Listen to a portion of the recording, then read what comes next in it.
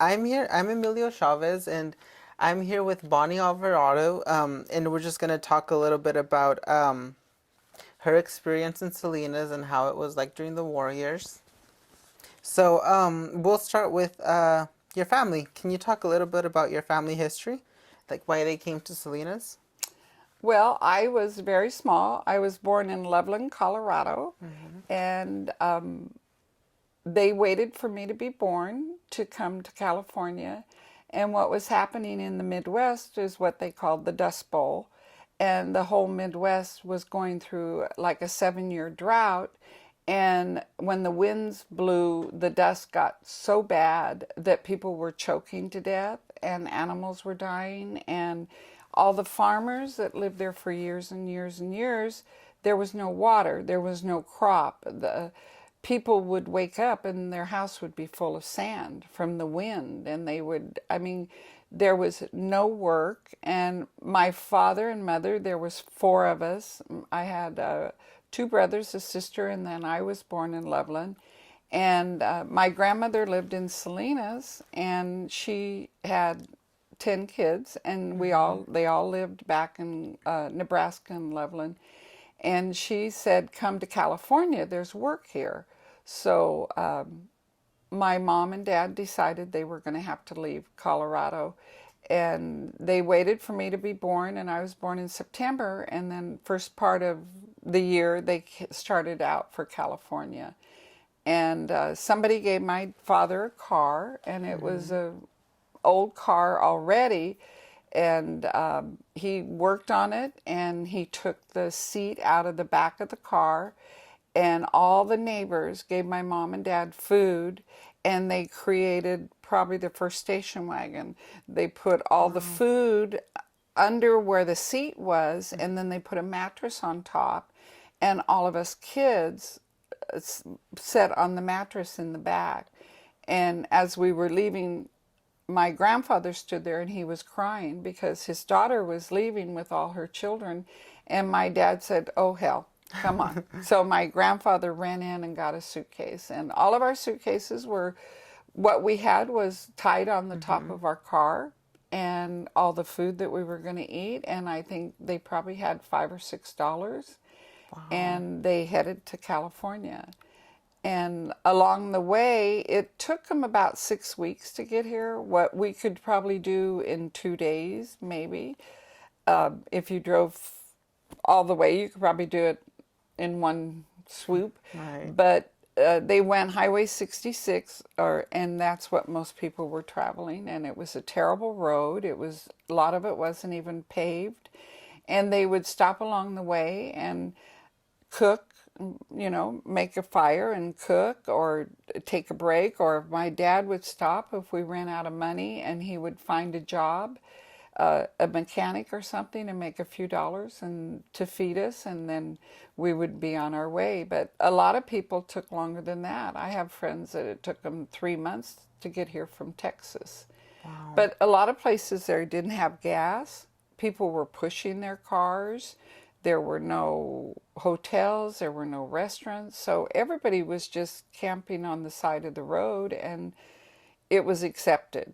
So Mm-hmm. we got here, and what we didn't realize is that other his other brothers were coming also. And when we got here, my grandmother lived in a little tiny 2 bedroom house out in Alisal. That was, my house is small, but it was really small. It was one bathroom, 2 bedroom, maybe 600 square feet, and 16 of us lived in that. And we lived there about a year. And the adults all slept in the car, and so the kids could sleep in the house. And then the adults started getting jobs. And my mother, and her first job was a waitress, and my dad was a dishwasher. Wow. And what kind of jobs, going back to when you guys were coming over here, what kind of jobs did your dad find when, They the would odd wash jobs? dishes. They would do yard work. My dad was a mechanic. Mm-hmm. Cars were very simple then, and he could work on a car. And he would do anything. If he stopped at a farmhouse and the lady was willing to let him do work in her garden or her yard or paint, he would do anything if she would feed us or and give him a couple of dollars. But you realize then gas was 13 cents a gallon and nobody had any money. This was also right after the Great Depression, Right. after, right as the the whole economy of the United States collapsed about that time too, just before. And I was born in 39, so my parents came here in 40, Mm-hmm. and just about the time of the war.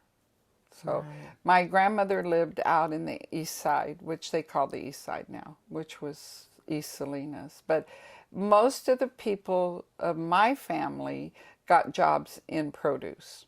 They worked in the fields or they worked in the sheds, and that was the main job. And you said that all you guys lived in one house. One house, 16, 16 people, 16 people. How many? 600 square feet, right? You guys very had, tiny. and how did that work for you guys? I know people slept in shifts Mm-hmm. because if you were working, then somebody else could sleep, and Mm-hmm. and my grandparents, they did the best they could. We didn't know everybody was going to show up at once, and we had my grandfather with us too. So he got a job, and then as soon as we could save some money, our first house was a converted chicken coop, and it was in East Salinas, and everybody was coming here during the Dust Bowl. People from Oklahoma, Alabama, Colorado, all those all those states were being affected by the Dust Bowl, and so all those people were just coming in mass. And John Steinbeck wrote about Grapes of Wrath and how poorly people were treated, and how poorly people were paid. And everybody was coming. They would actually send flyers to the Midwest, say, come, we have jobs. And then people got here and they didn't have jobs. Too many people showed up at once. So then they were probably expecting less people, or that might have been I don't think they really knew, but once they took advantage of so many people wanting the labor. same jobs, they could treat him poorly, not pay him hardly anything. And John Steinbeck wrote more about the San Joaquin Valley Mm-hmm. than about our Salinas Valley. But the people in Salinas did not like John Steinbeck's book, even though he was born here, because they felt like he misrepresented how people treated us, and how, but it a lot of it was very true. And if you've ever seen the pictures of the Dust Bowl and how people lived in labor camps in tents, and when we got here, there was not enough housing, and some of the prominent people, like Jim Gaddis, who is a big property owner in Salinas, and the Applings, who own the Appling Inn, and the Appling, they own the Toyota. These are all people these are all the Okies that came, that stayed here. And they slept in tents out by the Salinas River. Mm-hmm. So if you know where the Salinas River is, that was Tent City. That was all the Okies. And if you know where the swimming pool is, there was another tent city there along Carr Lake. So there was no place to stay. There was no apartments. And so there were no apartments at all, even if people were able to afford them. There Right. didn't exist. Didn't. And what had happened is Mr. Burke, who was an entrepreneur from Oklahoma, he came out and started building Little Oklahoma in Salinas. And that's what my grandmother had, is one of Mr. Burke's house. He built like 600 square foot, just the exterior, and then each person, it was up to you. You could buy one for $300 or $400 on a piece of property. There was no plumbing. There was all septic tanks, and there was no electrical. It was, it was very, there were no streets, sidewalks. It was very primitive when Alisal first started. So it was just an empty piece of Yeah. land. And that my friend owned property on the corner of Del Monte and Williams Road, and that's where the Alisal Elementary School was built. And her father had a chicken ranch there, Mm-hmm. and he sold the property to Alisal Elementary School District, and they built a school on his chicken ranch. So life has changed a lot. I'm 74, so in 74 years, it went from chicken coops and no sewers, and when we came, there was no water system. So I have a friend, same lady that had the ranch. Her parents started the water company because we only had wells, and so it's like building from the ground up. Exactly. So then each neighborhood or each family had their own well. How did Each family had their family? own septic tank, but Uh-huh. if you had a well, maybe two or three families, Because that's really expensive. well, you had to dig a well. So the man who had the best, people started asking him, "Can we get water from your well?" And as people came, he realized he needed to put lines in. And she said that they used to put lanterns, gas lanterns, along the street so people would know where the water lines were. So I mean, it was all primitive. There was no PG&E digging lines or anything. So when they first started, her brother and dad and them, they would dig the line and lay the water line to your house, and you would buy water from them. And then they just expanded as the demand came, and they developed the Alcoa Water Company. So all of these They Okies slowly that grew. came here, the one man, Bill Ramsey, he owns Man Packing, which is a huge company in Salinas, and he came from Texas with 8 of his siblings. And it took them months. They pushed their car because there was no gas. Right. And they weren't from the Dust Bowl. They came because of the stock market. His father lost everything when the stock market crashed. Mm-hmm. So Yeah. And what do you remember most when you were young, growing up? how simple life was. I think that when you think back, my mom and dad bought a very small 2-bedroom house, and there were 10 of us. By then, my brother was born, and my uncle had rode the railroad trains. He was a hobo. He went when we all got here. He wanted to come, and he got caught trains and came here. And we had a nephew living with us, so there was 10 of us. And my mom and dad bought a very small house for $500, and my dad built a 2-story and made it bigger. And our neighbors were all Okies. I mean, we were all from Oklahoma, Alabama, Colorado, but as far as everybody was concerned, we were all Okies. Yeah. Even though I'm from Colorado, I was always considered an Okie. And it was okay. We were all poor. Everybody helped each other.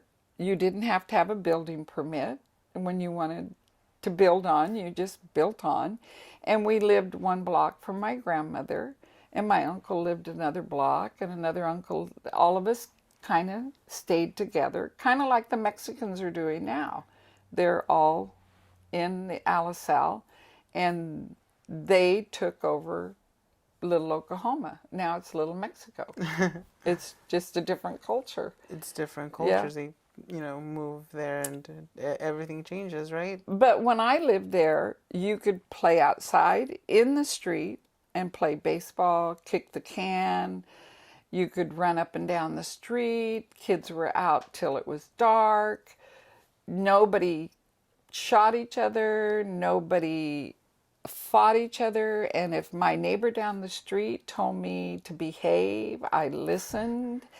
I respected them. We were in each other's homes. We had coffee in our neighbors' homes every week. The women would get together and have coffee.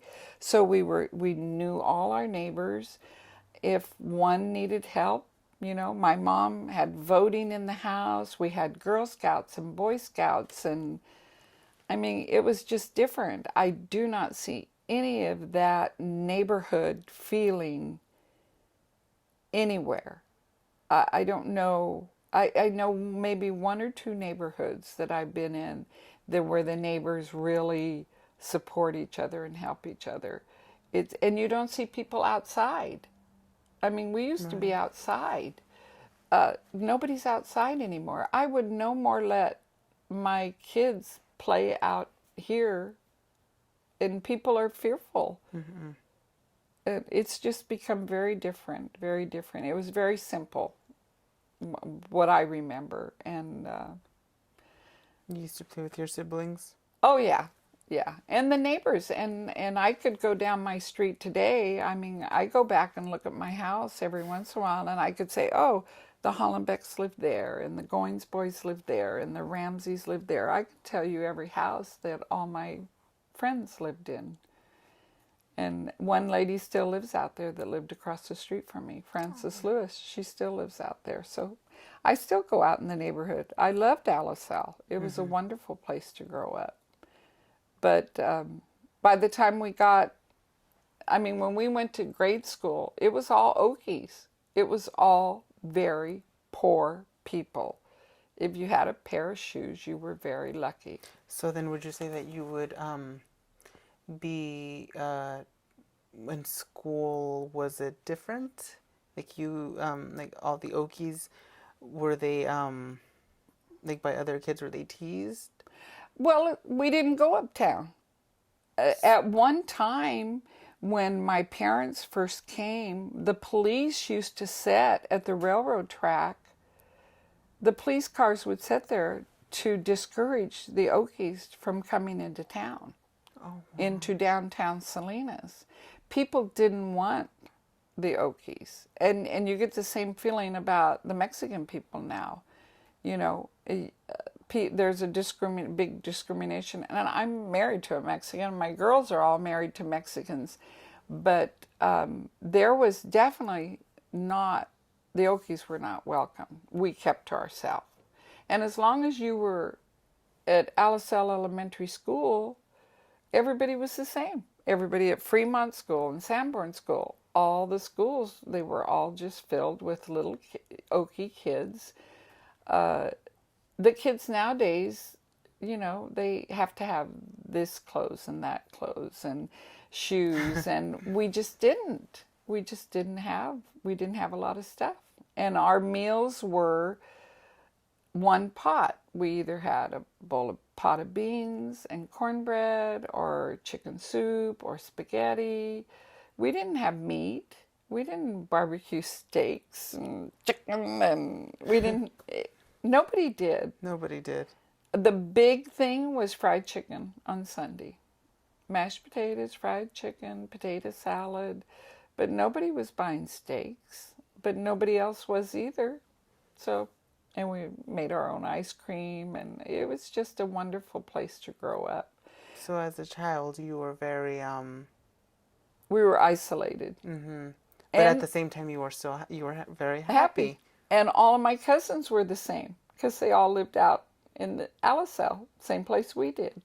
My only uncle, two of my uncles became chiropractors and moved to Merced and joined the Elks, and you know, and they were so different from the rest of us. They had to have the formals and the tuxedos, and it was very strange to us. They were very, very different.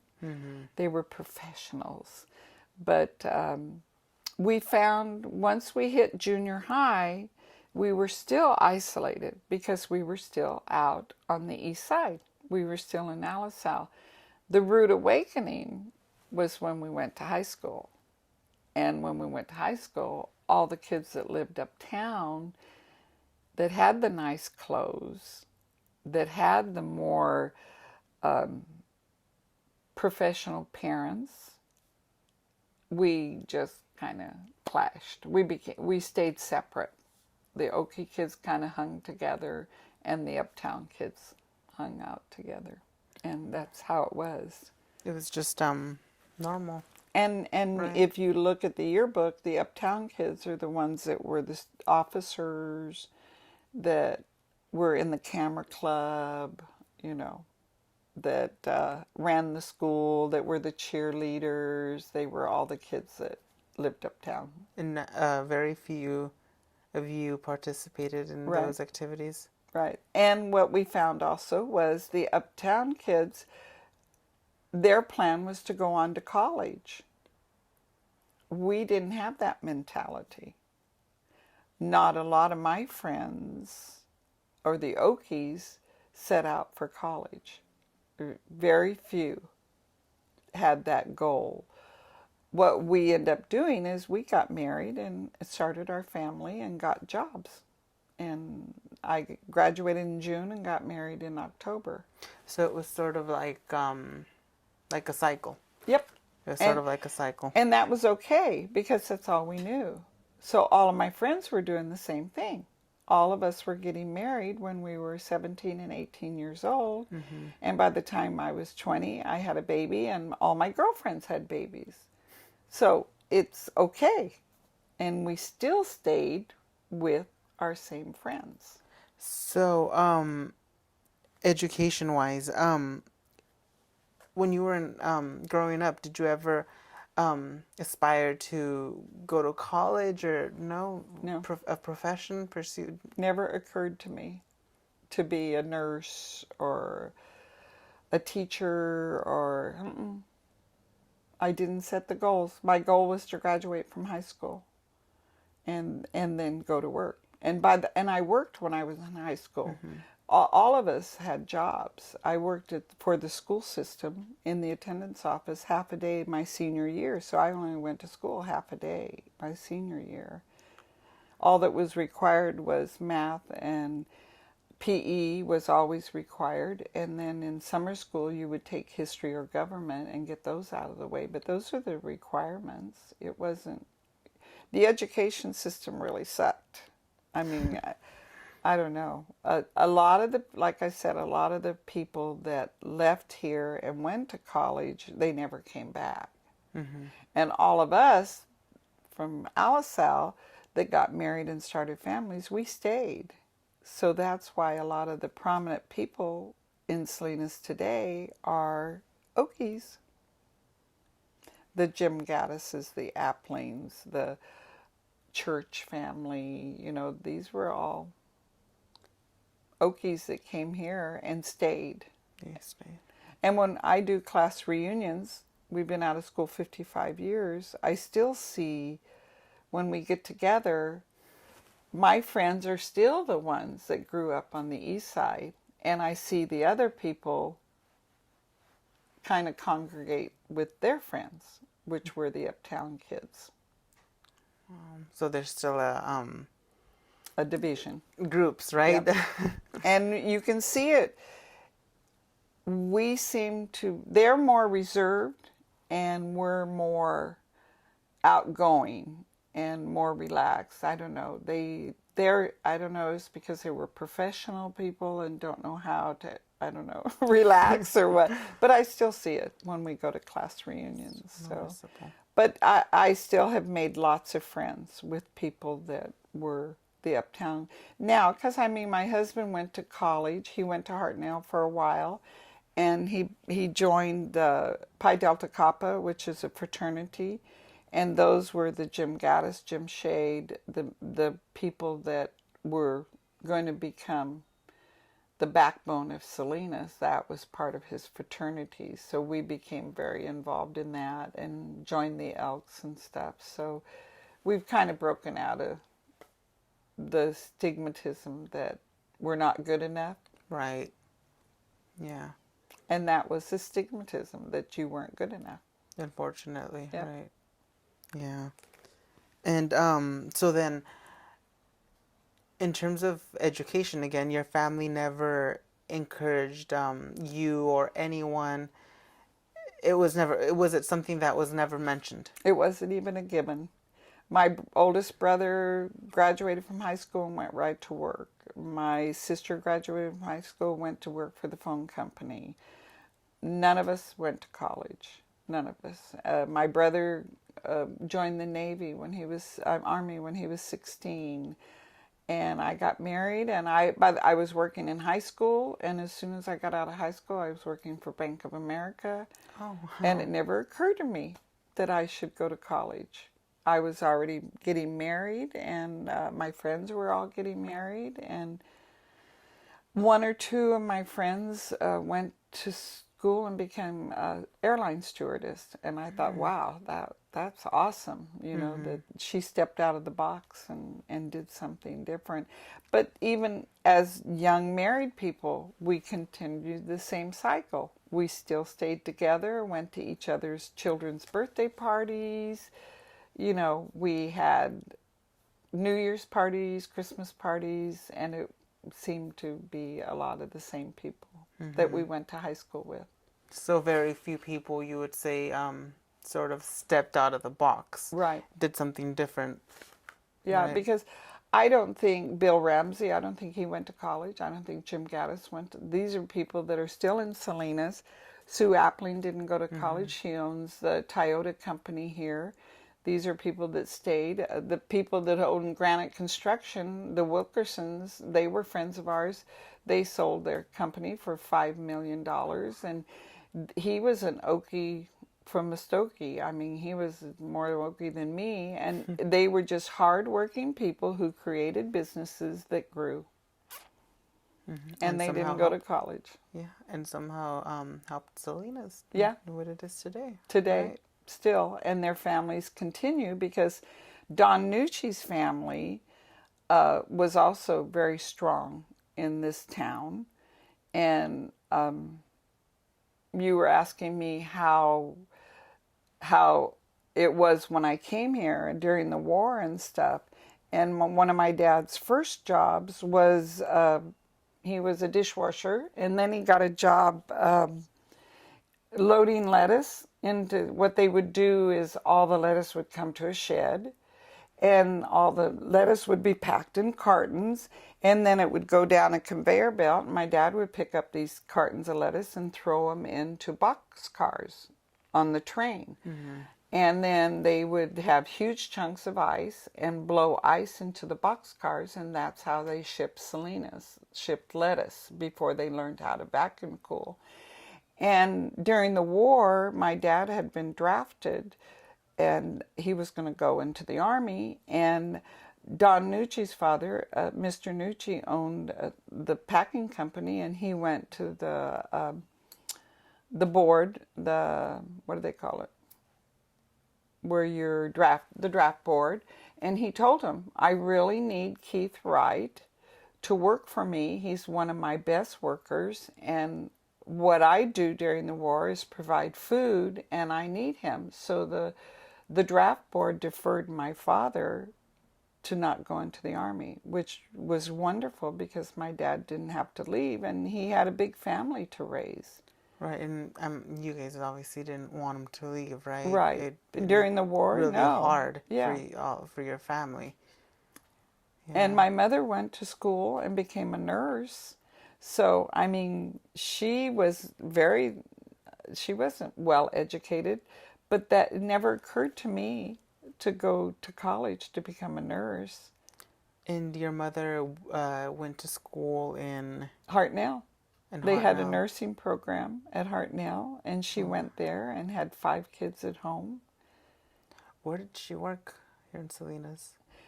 When she worked at Natividad for 27 years. Wow. So she was a nurse at Natividad, and my sister got tuberculosis, which is a disease of the lungs, and at that time they put you in the hospital. And so my sister was in the hospital at Natividad for a year because that's what they did. They thought if you were around people with TB, you caught it, so they would isolate you. And so my mom luckily worked there while my sister was in the hospital. But it was amazing. She had 5 kids. Her brother and her father lived with her. She went to school, became a nurse.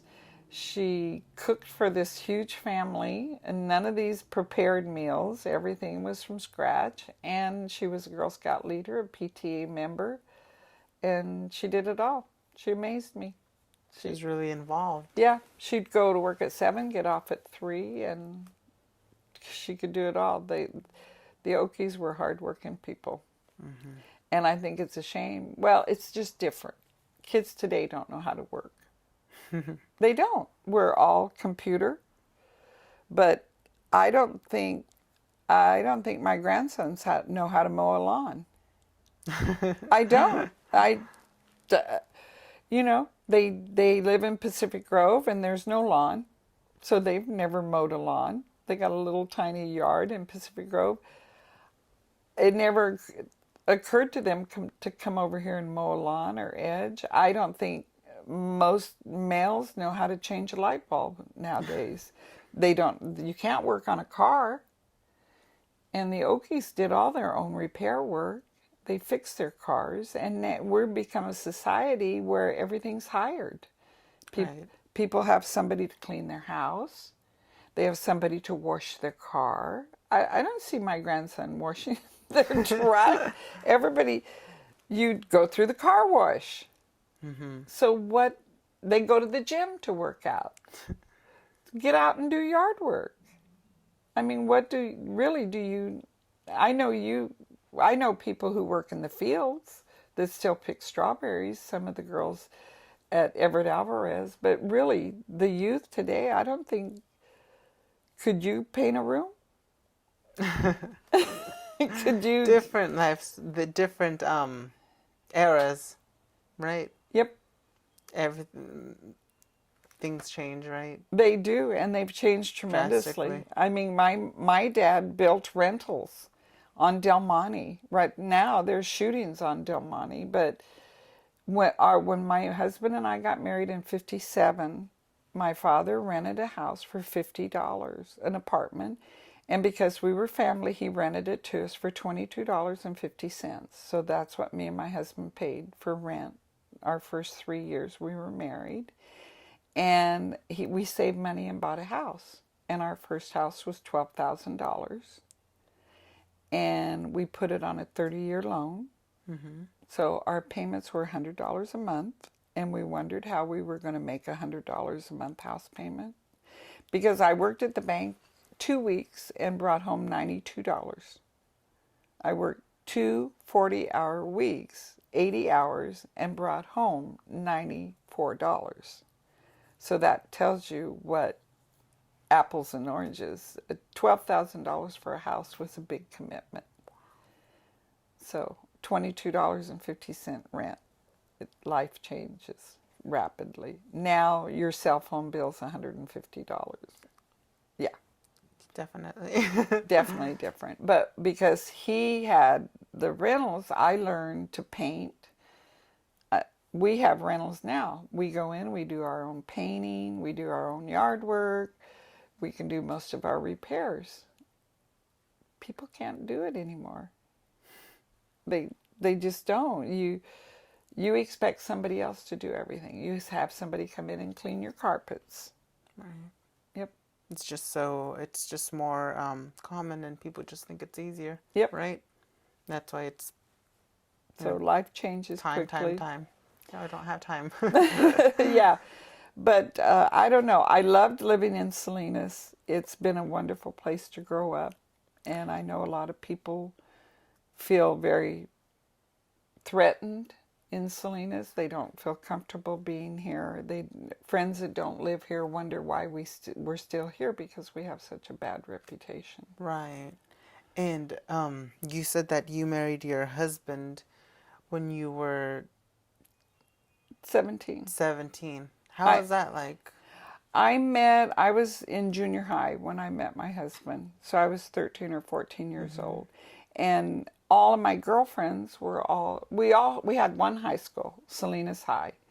And so more than likely you met the man you were going to marry at Salinas or Salinas High, unless you went off to college. And so we dated and the high school years, and then got serious the senior year. But my dad didn't like him. He was Mexican and he was a Catholic. And my dad was not a religious man, but he did not like, although he would play pool with my husband at the pool hall downtown, he didn't want me dating him or marrying him. So then there were some differences then, difficulties you encountered, right? Right. Your Yeah. family wasn't accepting then. Well, there weren't a lot of Mexican people in Salinas at that time. And we were mostly Caucasians. We were mostly Okies in Alisal. A few Mexican families had moved in, but I didn't see a big division. I had other Mexican friends that I didn't feel different from. So, after we'd been married 30 or 40 years, we finally convinced my dad that we were going to make it. But yeah. And his sister was not real pleased, and she tried to tell. It was very difficult because she was a strong Catholic, and so was his mother. He wasn't, but they thought that we should raise our children Catholic. But since I'm the stronger person in our family, and I'm more religious and I'm Baptist, then I raised my kids as Baptist, and that was fine with my husband. It was outside his family that had strong feelings. Right, because I mean, you had your well, everybody has their own ways of raising their kids, right? So you chose to raise them Baptist. Baptist. And I don't believe in spanking, and I didn't spank my kids, and my family didn't spank me. But his family believed in whipping, and what I call beating, and I didn't. So we had a difference there. They felt like, spare the rod, spoil the child. And I figure you don't have to beat people to control them. So we had issues there. But my 3 daughters have grown up to be beautiful women and really, really strong. And by the time my children started school, by then Alisal had become more and more Mexican people. I'm already in Alvarado, living next to a Mexican family, and Alisal High had been built, and that was a lot of Mexican people going there because the Mexican people were moving into Alisal because we have cheaper homes. And my girls all met Mexican boys, and they all married Mexican boys. I'm the last Okie in the family, pure-blooded Okie. So So then your 3 daughters. all 3 daughters married Mexican boys. My oldest daughter married David Flores, so she's a florist. My middle daughter married Gilbert Ruiz, and all 4 of them went to Alisal High and graduated from Alisal High, which is on the east side, because I never left Alisal, because I loved it. I loved Alisal. And my youngest daughter, she went to North High, but she met a Mexican boy when she started working at Household, and she's Villarreal. So I have Alvarado, Flores, Ruiz, Villarreal. So we all married Mexican boys. So it's okay. We just changed the dynamic of my family because most of my cousins and stuff were married Okies. Right. So, and most of my friends are Okies. It was probably hard to break out of that cycle, right? So when we have a potluck, they used to, and Matt joined the Elks and stuff, and they go, if we had a Mexican thing, what are you bringing? I'm bringing Matt, So, I mean, he's adjusted. We still have a lot of, I'm very, very good friends with his sister and all of his nieces and nephews, but it's just different. So we're comfortable, and we're not conflict. I hate conflict, so Right. just go with the flow. Better with no conflict, Yeah, right? no conflict, please. So, no, it's a good town to grow up in, I think, even though a lot of people are fearful. But you asked me earlier, during the war, what do I remember too? And I remember incidents where people told me they had blackouts. Families were very worried about the Japanese coming and bombing because we had Fort Ord here, which was a military base, and we were right on the coast, and people were really very serious that we might be bombed. And so you had to have blackouts. You had to have your windows covered so no light could get out.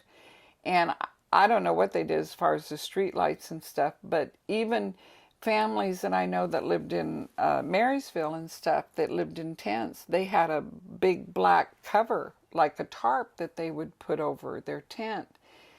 They wanted no light. They thought if we were bombed and the Japanese could see lights, that's where they're going to bomb. So you wanted to make sure you had blackout. Blackout. And when did you guys know? I personally didn't because I was too young during the war, but I would say that, in the 40s. But like when you guys had to cover your windows, I don't know. I you would don't know. assume that there would be a siren. A siren. Yeah. We were a very small town, remember? We were a town of 30,000, something like that. But even the bigger towns all along the coast, anywhere where they thought the Japanese, like they went into Pearl Harbor, they were afraid they were going to come here and bomb, mainly because we had Fort Ord. So But it sounds like people lived in fear, they right? did, yeah, during the war, and people were fearful. There was one lady that lived in Monterey that swore she saw that she looked out and saw a submarine in the Monterey harbor, and she made her husband move her and her whole family back to the Midwest. She was so afraid. So I was just too young. What was the war over in 45? Yeah. Where's our history buff? I don't know. But I was too young. And then when you're a kid, you're kind of oblivious Right. to all that. You're not reading the paper and you're not worrying about somebody bombing and, So that was just stories that I was told. Yeah, while growing up, I assume that you just grew up as a kid. You were a kid. You Yeah, didn't we know. were oblivious to it. Right. We were in our own little world. You weren't afraid of bombs or anything, right? Yeah. I mean, in TV, right? There was no. But I see the kids today, like my grandchildren, they're very aware of the shootings, and they've now moved back by Chicago, and they're much happier back there. They're not dealing with shootings every day. They lived right here in Salinas, and after witnessing somebody being shot, they didn't just go outside and play. Usually if they were outside, one of the parents was out there watching them. Supervising them. Yep. They had to be supervised. So, and I think that's the mentality. The young Mexican boy walking to school is a target. I mean, if somebody's out there that wants to do harm to him, and it has happened to boys walking to Alvarez, boys walking to Alisal, and you have to know. I had my grandsons visit here from Pacific Grove, and I wouldn't let them walk to the mall. They're nice, tall Mexican boys. Somebody would have to drive up next to them and say, "Who are you affiliated with?" Which means, what gang do you belong to? And it is fearful, I think, for these young boys. Yeah. So, It is very hard. And so then, would you still say that the most significant changes to Salinas, the violence?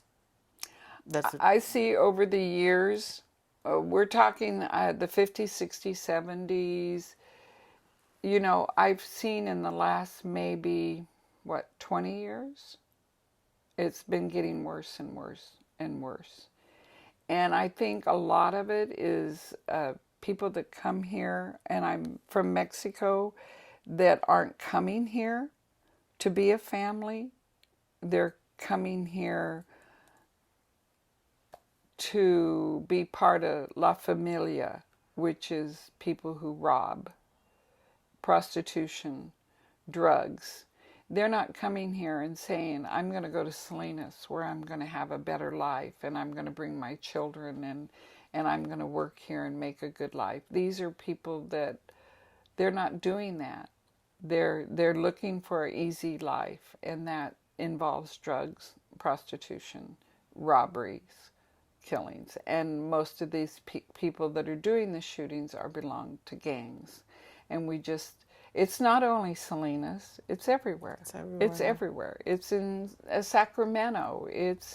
If you want to go to Chinatown in San Francisco, if you really get involved, you'll find that there's gangs there that are very threatening. So it's everywhere where people are looking for an easy, they're not, I don't know, they're not trying to be a family and trying to be a part of the community and making the world a better place. They're very selfish, and but that's the big change I've seen in Salinas. But still, there's so many wonderful people that live here, and we're the majority. They're the minority. The trouble is they control so much and cause so much havoc, and they're the minority, the bad people. There's wonderful, wonderful people here that live here. Would you say that the most significant change is the violence then, or Yes. yes? And disrespect, people who disrespect other people's property. And I don't know. I belong, luckily, to a culture of Christian women, and it's totally different. I mean, we have no idea how some of these kids are raised and brought up. So we're kind of in a little bubble of, you know, I'm not affluent, but I'm not, you know, I'm very comfortable in my life financially and emotionally, and there's just a lot of problems going on in this world. But I'm lucky. It doesn't affect me personally. But I do see that there's people who do not want to come here and people who do not want to shop here. But Right. you can't go back. You can't. And so you have to do something. I know that I went and we had a policeman talk to us, and, you know, they're dealing with a lack of police force. The police force is very short-handed, and they're driving outdated cars. And he said they didn't even have enough ammunition to practice. I mean, that's sad. When was this? 2 months ago, we had the policeman come, and he was in charge of from 3 in the afternoon to 11 at night. He was the commander, and our police station is outdated, very outdated. We're short about 30 policemen, that we should have more. And if there's a shooting, it ties up so many of the police force. If something else happens, sometimes they can't even go to those calls. So, and I just did a tour of the fire station last week, and they're shorthanded, and it's funding. So they've retired people, and those jobs have not been filled. So It's unfortunate because Salinas, I mean, the population is, you know, to growing. become more involved or more informed, we've had a policeman come and talk to us. My Christian women's group, there's 50 of us. So we wanted to be more informed about the police, and we wanted to be more informed about the fire department. So you're involved in the community a lot then. Right. And I work with the library, and I've done a program. I had speakers and involvement with telling our story about the Dust Bowl and how all of us got here. And I reached out to people who actually were old enough to remember. They were like 9 or 10 when they got here. And I talked to one of the teachers. She's 94 years old. She was a teacher, a principal, and the superintendent of Alisal School for 35 years. And these were all people that were part of my program to try to explain how was Alisal formed? How did everybody get here? And it's called the Dust Bowl, and it's available at all libraries. And we're going to try to put it into book form. We're going to try to do the written word, because I went to the library to check out some of these people who were very prominent in Salinas were interviewed on tape, but it was those tapes, tape to tape. Okay. Yeah. And the library had them, and they didn't take care of them, and they all disintegrated. All this history that these ranchers and the Applings and the people actually told their story. And a friend of mine said, "Oh, my dad's story's down at the library." They taped him. So I went down and I said, I'd like to listen to the Appling. She said, "I hate to tell you, but all those tapes were damaged and they're gone. We've lost them all." So if we think we're so smart now with CDs, but are those chips forever? Are those memory chips that are they forever? I don't know. Are those CDs? Are those going to be lasting forever? I mean, we thought VHS was the new best Oh, thing. yeah. Can anybody have a VHS player anymore?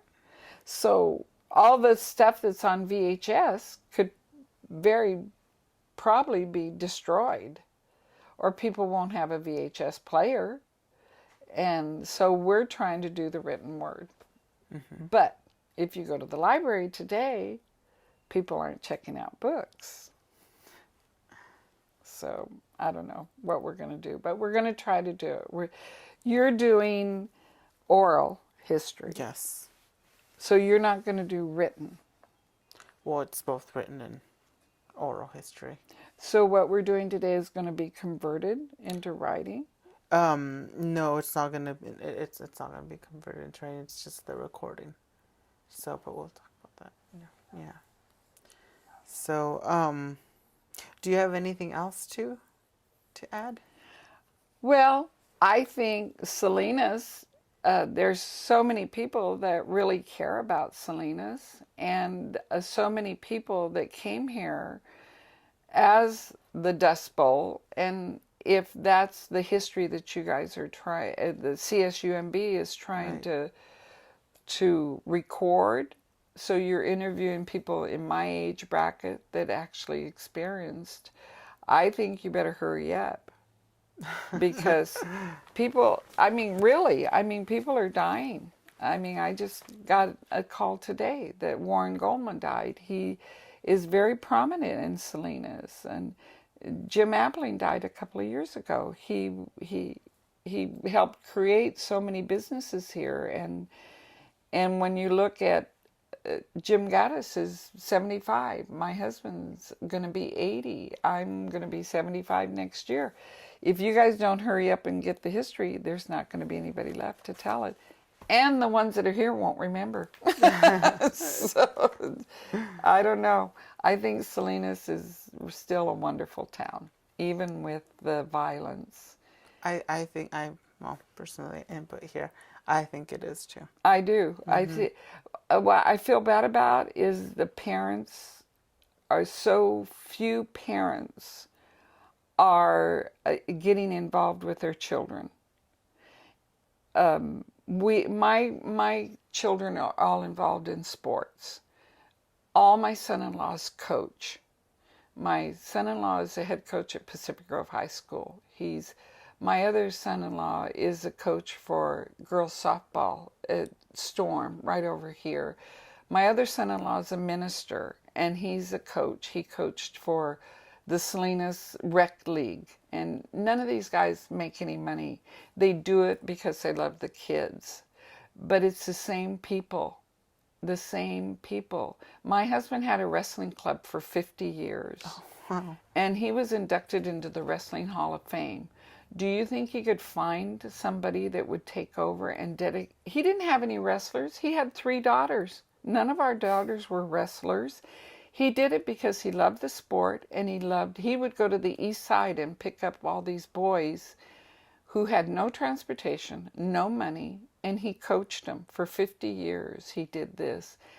You couldn't find anybody to take over. And he finally dissolved his wrestling club. If the parents don't start getting involved with the children, our society is going to be in big trouble. And you have to start when they're little. And when you have grandparents coaching Little League, and you have grandparents raising their grandchildren, even great-grandparents raising their great-grandchildren, what is wrong with this society that you don't have more participation with the youth. I don't know. And I think that's where we're gonna lose it if we don't spend more time with our young people and guide them. Yeah, because well, it is a growing problem, right? It's been slowly. I mean, when it's the same people all the time. And I know the Mexican women are not culturally raised. I saw my mother as a Girl Scout leader and PTA, so that's what I did. But you're not seeing the Mexican people from Mexico doing that, so their children aren't learning that. I mean, you don't, the only thing I really see is soccer. And that's to me not a, it's not football, it's soccer. And that's because in Salinas we're 75-80% Mexican and soccer is their sport. So you see huge participation there. But I think right now, if you want to make Salinas a better place, get involved with the youth. And you know that by meeting Ruth, Oh yes. who is 96, I believe so. 95, 96 years 95, old. 96 years old, somewhere around there. And Ruth found me, and that's how I met you. Right. And Ruth is 90-something years old, still working with CSUMB. That's awesome, Yes. isn't it? Yes. And it doesn't just happen. I would have never met you if a lady 90-something years old was not working with your professor to make this oral history work. She set up the rec center so you guys could see the first USO in Salinas. She set up the Baranda Adobe so you could go out and see the history of Salinas at the Adobe. She set up something else. Oh, the thing at the Steinbeck Center Oh, that right. Joanne did. And Ruth, 90-something years old. We need people like that. Exactly. Yeah, It's hard to find somebody like that nowadays, right? yeah. It is. So I don't know what else I can tell you. I was very young when I got here, and all of us were raised the same, and I guess that's our mentality. But we like being involved. I do. Right now, I collect clothes for homeless, and people bring stuff here, and then I have people that come by and get it, or I deliver it, and I don't know. I see a lot of people don't want to do the work that it takes to do that, or volunteer at the library, or volunteer at the school. Right. They quit having parties at the school. We used to, when we were in school, I don't know about you, but we had Halloween parties and Valentine's and Christmas, and they don't do that anymore. They don't have parents to help. Yeah, because, well, there's obviously not going to be a lot of teachers, right? They're short, handed. So the only resource left are the parents. But, well, if you don't have the parents, it's rather hard. And then Right. you have to be careful that the Kwanzaa people don't, or the people that don't believe in God, they don't want Christmas, and they don't want the flag, and they don't want you saluting the flag, or saying the Yes. Pledge of Allegiance, or mention the Bible, or... That's sad. And so it just takes one or two people, and now you can't stand up and pledge allegiance to the flag. I don't know. Our world's changing. I'm an old person, what can I say? So I don't know if there's anything else I can tell you. Do you think we covered? I think we covered pretty much. We covered your how your family got here, your education, marriage, Salinas during World War II, and what you think of Salinas today. So I think we've covered everything, and I'd like to thank you for volunteering to record this, and it's very useful information that we're going to use. Good. Thank you. You're welcome. Thank you. Anytime.